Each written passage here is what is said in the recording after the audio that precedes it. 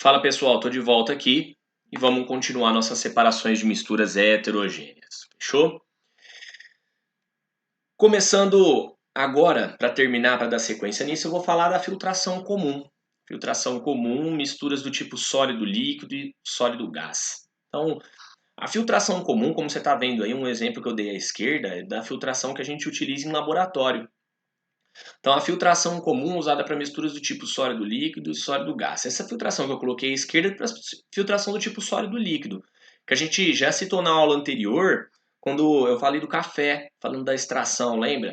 Então, falei da dissolução fracionada, falei que a dissolução fracionada, em geral, era sempre acompanhada de uma filtração, não é isso? Então, a filtração, ela sempre usa um filtro para funcionar como barreira física para os componentes da sua mistura. Então, você vai ter o filtro, está funcionando de barreira física para esses componentes. Aí, o filtro retém o sólido da sua mistura. Então, o objetivo do filtro é sempre retirar o sólido. Aí, a partir do momento que você reteve o sólido, o líquido que resta a gente chama de filtrado. Então, quando a gente bebe o café, a gente está tomando o filtrado daquilo lá, ok? Beleza, então essa é uma filtração do tipo sólido gás. A filtração, sólido gás não, perdão, sólido líquido. A filtração do tipo sólido gás, eu posso dar como principal exemplo o aspirador de pó. O aspirador de pó, ele faz a filtração de que maneira? Você tem o motor do aspirador, dentro do aspirador você tem um filtro, que às vezes é de papel, tá? Acho que nos aspiradores antigos, se não me engano, ele era de pano. O motor do aspirador, ele puxa o ar junto com a poeira, ele entra pela mangueirinha do aspirador, e aí a poeira fica retida nesse filtro e o motor do aspirador devolve o ar para a atmosfera. Ok? Então, isso é uma filtração do tipo sólido gás, o aspirador de pó. É importante a gente citar que essas filtrações aqui que a gente está citando são filtrações comuns. No seu corpo, por exemplo, o seu rim também faz filtração. Então, é uma filtração comum. Então, tem outros exemplos e outros tipos de filtração também, mas que não sejam, talvez, filtração comum. Mas é importante a gente expandir um pouco o raciocínio. Tem outros tipos de filtração feitas também. Ok? Então, filtração comum do tipo sólido líquido e sólido gás. Se eu precisar acelerar o meu processo de filtração comum, eu posso fazer uma filtração a vácuo. Aí, ó, na filtração a vácuo. Então, na filtração comum, a gente utiliza o quê? Um becker e um funil de vidro, tá? E aí eu tenho que usar, obviamente, um papel filtro. A filtração a vácuo, como o próprio nome está dizendo, ela usa diferença de pressão para poder facilitar a filtração. Aí, ó, começa com algumas vidrarias que eu já vi aparecer em alguns exercícios de vestibular. Essa filtração que eu representei aqui, ela é uma filtração feita em laboratório. Então, esse recipiente que eu coloquei aí, ele é o Kitasato. O Kitasato, ele é parecido com o Erlenmeyer. Quem tiver dúvida, tá? Coloca no Google depois o que é um Kitasato. Ok? Você vai encontrar lá várias imagens para te dizer o que é um Kitasato. O Kitasato, ele tem uma boquinha aí no canto direito, onde está conectado, no canto esquerdo, onde está conectada essa mangueira. O que acontece com esse Kitasato? A mangueira que está conectada aí está tirando o ar daí de dentro. E quando eu tiro o ar daí de dentro, você gera uma diferença de pressão. A pressão reduz, por isso eu falo de filtração a vácuo. Quando a pressão dentro do Kitasato reduz, o que acontece? Ela puxa o líquido do funil mais rápido. Então você tem um funil que é chamado funil de Büchner. Tá? Qual que é a diferença desse funil de Büchner para o funil da filtração comum? Repara que ele tem uma rolha ali.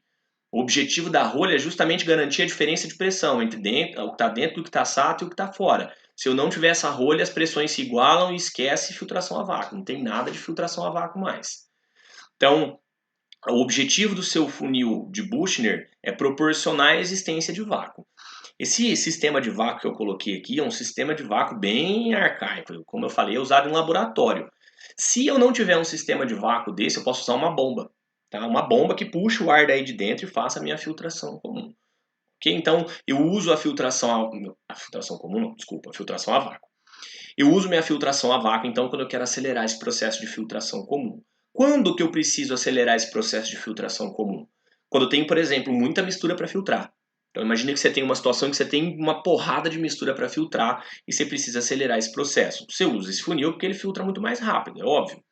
Agora, a gente fica induzido às vezes a pensar que toda mistura que tem líquido tem água. Mas nem todas as misturas que têm líquidos têm água, necessariamente. Eu posso ter um líquido tá? Que seja mais viscoso. O que é um líquido viscoso? Um líquido que tem dificuldade de escoar, ok? O óleo, por exemplo, é um líquido viscoso.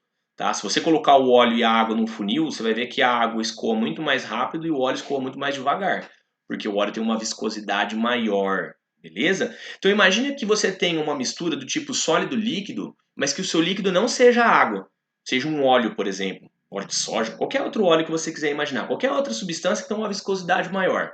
A hora que você coloca no filtro comum, para fazer filtração comum, vai demorar muito tempo. Então você pode fazer a filtração a vácuo. Por quê? A hora que você faz o vácuo, você puxa o líquido, seja ele viscoso ou não, para baixo. Então você acelera esse processo.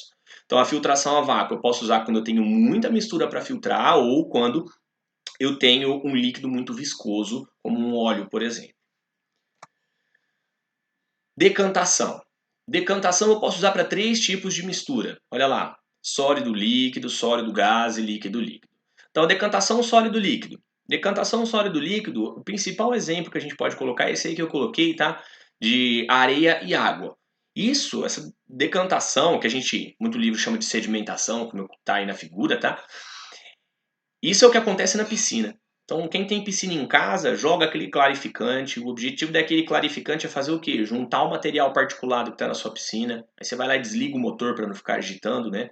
Deixa a mistura em repouso. O que acontece quando ela está em repouso? O componente mais denso, por gravidade, ele vai para baixo. Separou da sua mistura. Aí você vai poder fazer a sua sedimentação. Aí você vai poder separar o sólido do líquido. Beleza? Aí depois você vai ter que talvez filtrar. Então, lembra que eu tinha falado da dissolução fracionada?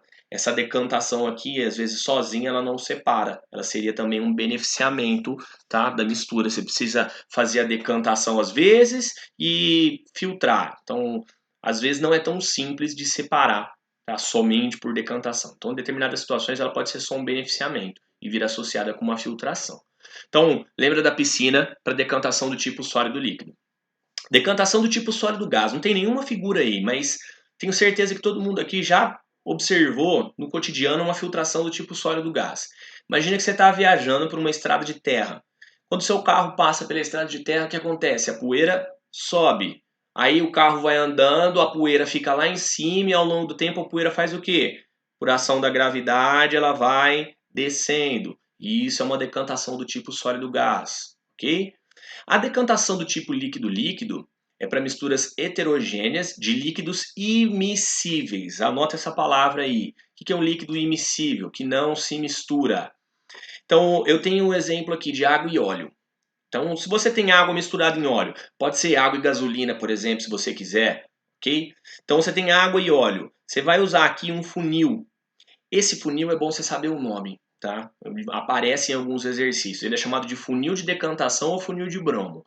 Qual que é a diferença desse funil para o funil da filtração comum? Repara lá embaixo que ele tem uma torneirinha. Então você tem a mistura de água e óleo, você tem um becker lá embaixo. O que você vai fazer? Você deixa os dois líquidos, agita, deixa os dois líquidos em repouso. A hora que você deixa em repouso, as duas fases se separam. O óleo menos denso fica em cima, a água mais densa fica embaixo.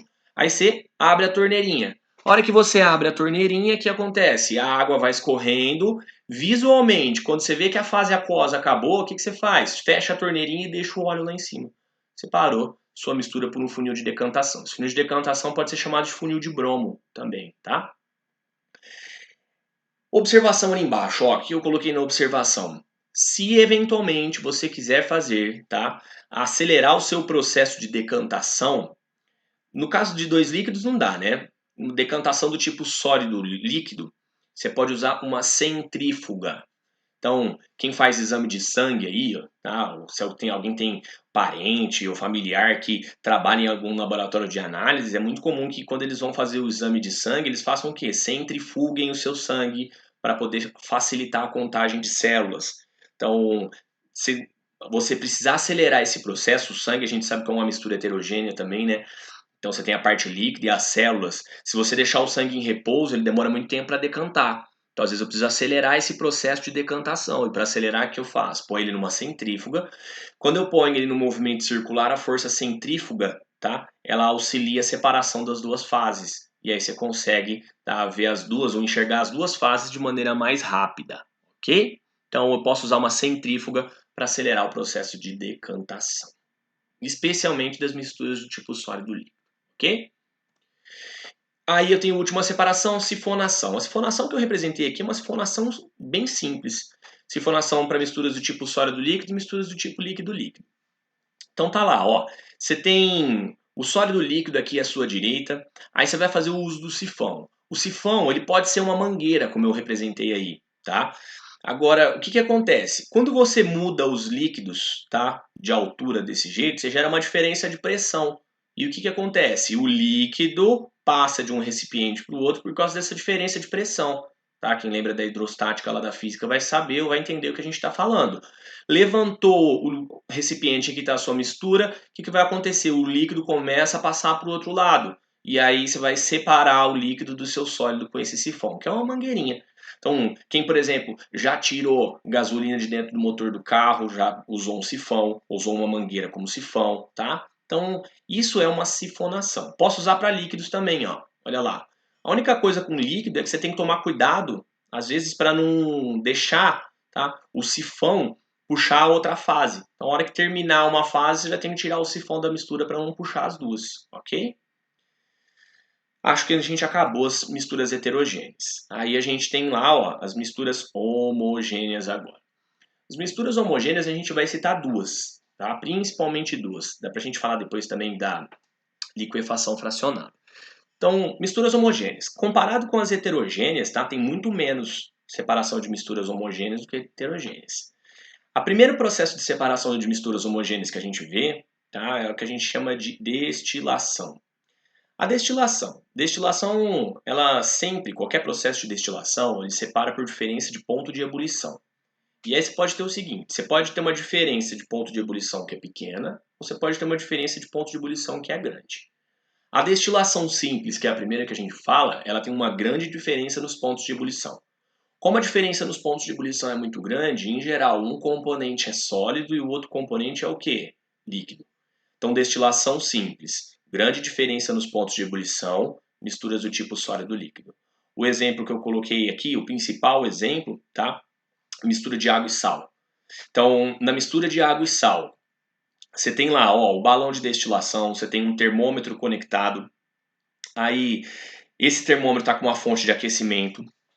Aí você tem um condensador. O condensador, tá, é um recipiente, como o próprio nome diz, tem como objetivo condensar o vapor de água que você vai gerar. O que que acontece? O condensador ele tem um fluxo de água. Olha a imagem à direita, ó. Você tem água entrando na parte de baixo e saindo na parte de cima. Então essa água que está entrando aí, ela vai facilitar a condensação do vapor.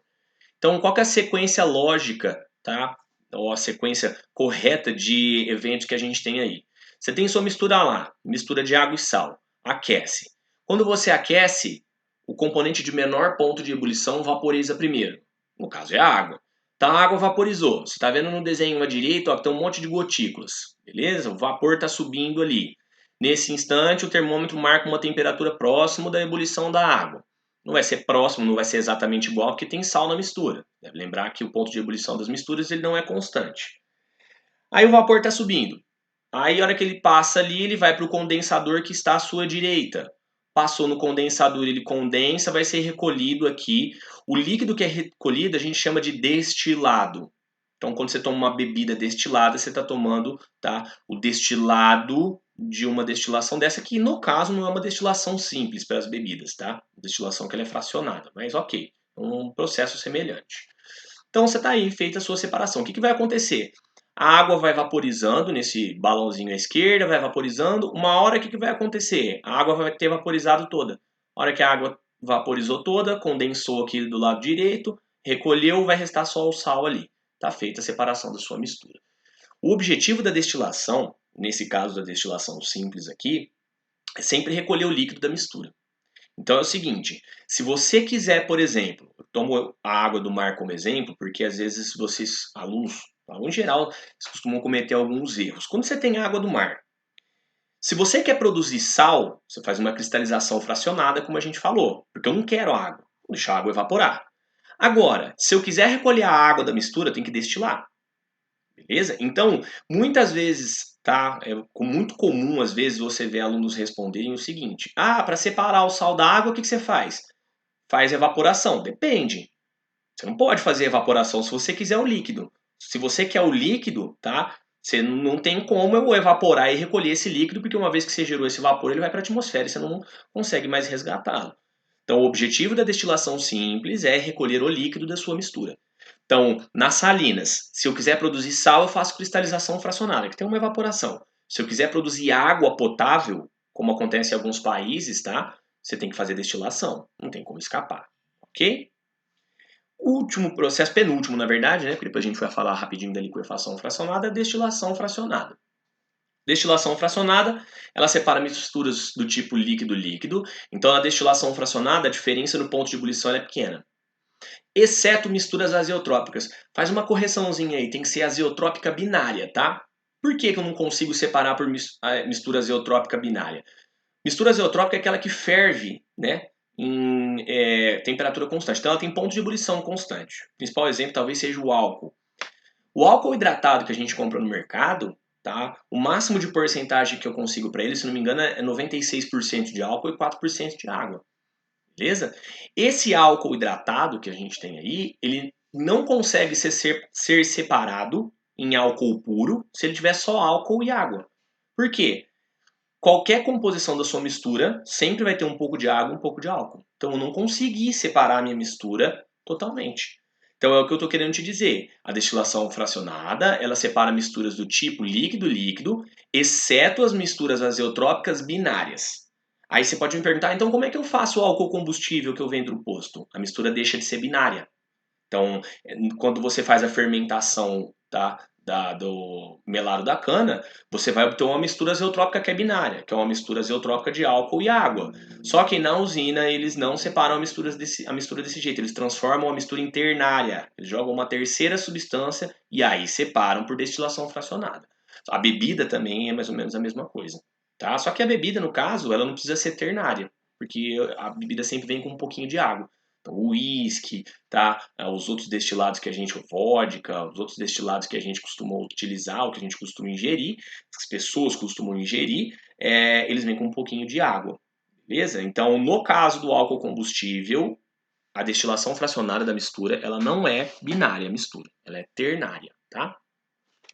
Vamos lá, vamos tentar diferenciar então. O que vai acontecer? Na destilação fracionada, como a gente disse, a diferença nos pontos de ebulição é pequena. Então, se eu pegar uma mistura que não seja azeotrópica binária, por exemplo, água e acetona, tá, que não formam mistura azeotrópica no caso, mas os pontos de ebulição são próximos, o que vai acontecer? A água tem um ponto de ebulição maior do que o da acetona, mas esses pontos de ebulição são próximos. Uma vez que eu coloco isso no balão aqui, tá? O que acontece? Se eu fizer uma destilação simples, eu vou vaporizar, tá? Os componentes e a hora que eu aqueço essa mistura, eu vou vaporizar um pouco de acetona e um pouco de água. Então, isso se eu fizesse destilação simples, tá? Então, você pegasse uma mistura de água e acetona, colocasse no esquema que eu tinha colocado no slide anterior, nesse aqui. Mistura de água e acetona aqui. Põe no balão à esquerda. A hora que eu coloco no balão à esquerda, ele vai passar no condensador e você vai recolher uma mistura. Por quê? Uma vez que você aqueceu, o que acontece? Vaporiza um pouco de água e um pouco de acetona. Então, numa destilação fracionada, quando a sua mistura, tá, ela tem pontos de ebulição muito próximos, anota essa informação que ela é importante. Ocorre vaporização parcial dos dois ou de todos os componentes. Então, se você pegar uma mistura de água e acetona e colocar para aquecer, vai vaporizar um pouco de água e um pouco de acetona. Eu não consigo vaporizar só a acetona primeiro e depois vaporizar toda a água. Vai vaporizar um pouco das duas. E aí o que acontece? Se você usar uma destilação simples, você vai condensar uma mistura de água com acetona. Talvez mais rica de acetona e mais pobre de água, mas vai continuar condensando isso aí. Então eu preciso usar isso aí que eu dei um destaque, que é uma coluna de fracionamento. O que é uma coluna de fracionamento? A coluna de fracionamento, tá, ela tem um monte de hastes metálicas não, hastes de vidro, tá, que vão permitir um contato entre as fases. Então vamos lá. Imagina que eu coloquei, tá, minha mistura de água e acetona nesse balãozinho que está aí no desenho. Aí esse balãozinho está conectado na coluna de fracionamento. Repara que a coluna de fracionamento ela está conectada com um termômetro. O condensador está à sua direita. Aí você vai aquecer. Sua mistura de água e acetona vai vaporizar. Você vai dar origem a duas fases. Uma fase vapor e uma fase líquida. O que acontece? O ponto de ebulição da água é mais alto do que o da acetona. O que vai acontecer? A acetona vaporiza mais fácil, porque o ponto de ebulição dela é menor. Então, na sua fase vapor, vai ter mais acetona e menos água. E na fase líquida, que vai restar no balãozinho redondo, vai ter mais água e menos acetona. Então, você vai gerar duas fases, uma fase líquida e uma fase vapor. Como eu falei, a fase líquida ela é rica do componente de menor ponto de ebulição.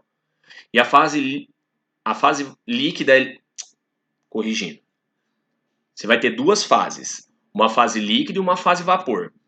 A fase vapor ela é rica do componente de menor ponto de ebulição, vai ser rica de acetona. E a fase líquida ela é rica do componente de maior ponto de ebulição, no caso a água. Então você vai ter no seu balão muita água e pouca acetona, e na coluna de fracionamento muita acetona e pouca água. A hora que o vapor vai subindo pela coluna de fracionamento, ele vai condensando nessas hastes metálicas. E aí o que acontece? Ele condensa, goteja para baixo. A hora que ele está gotejando para baixo, tá? A temperatura no balão redondo está mais alta. A hora que ele vai vindo para baixo, ele vaporiza de novo.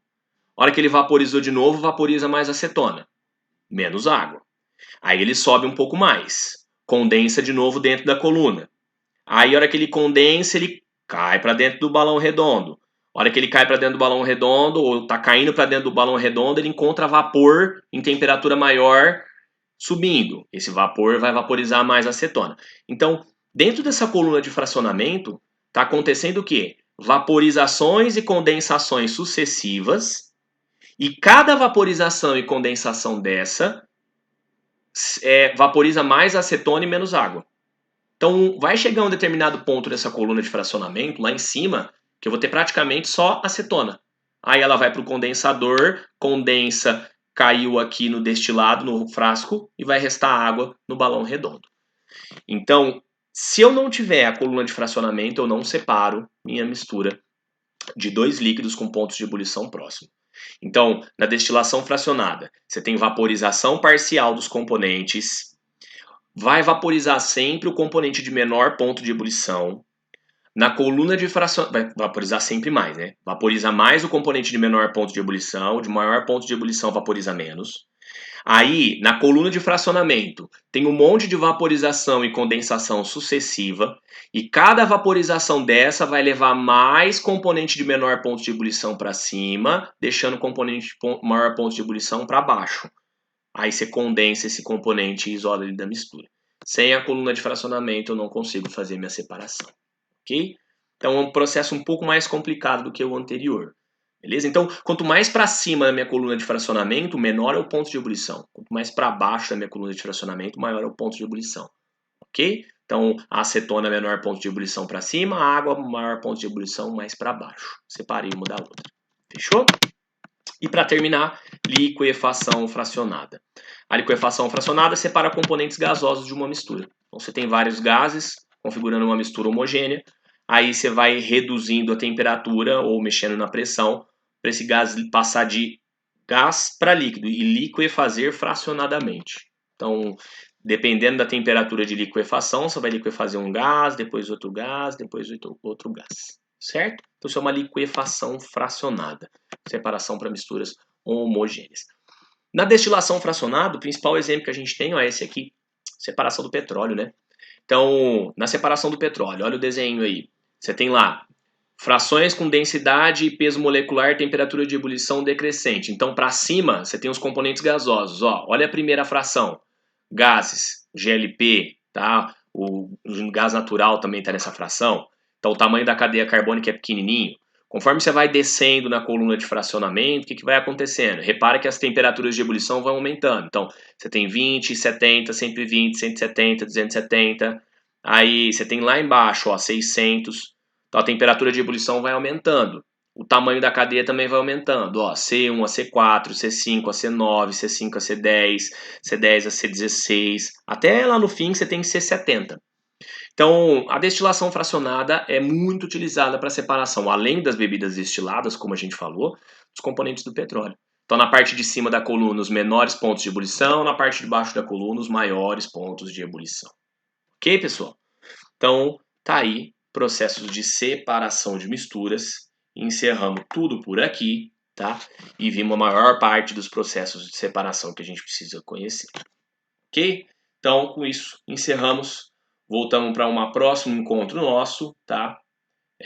Continuando nossa teoria. Ok? Um abraço.